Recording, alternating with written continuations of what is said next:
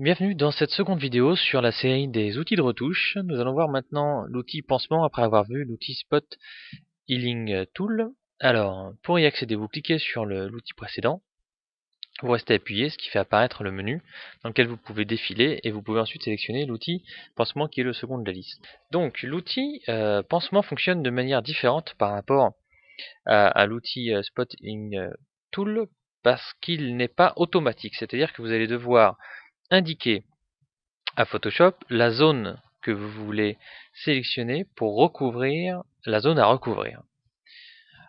Je m'explique. En appuyant sur la touche Alt, vous faites apparaître une cible sur votre souris. En cliquant, vous définissez une zone cible. Cette zone sera ensuite servie pour prendre les pixels qui vont servir à recouvrir ce que vous voulez faire disparaître. Donc vous cliquez, là vous voyez que le cercle applique les pixels, tandis que la croix vous indique où est-ce que vous prenez les pixels.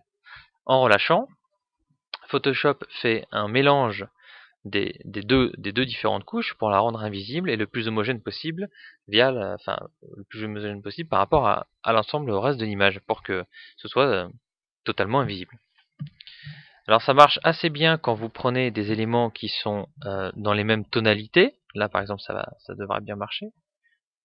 À peu près. Bon, il y a toujours un peu de la correction à faire, mais globalement ça marche très bien. Par contre, si vous prenez du clair pour recouvrir du foncé,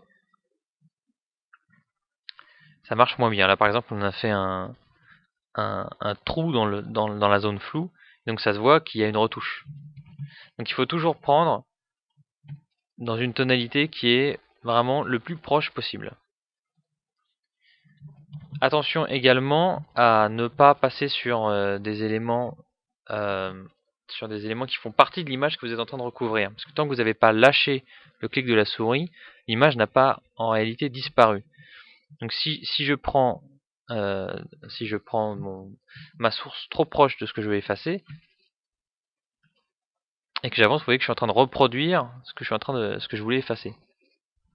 Donc finalement, ça n'a aucun intérêt. Donc bien prendre une source loin et vous effacerez facilement ce que vous voulez effacer.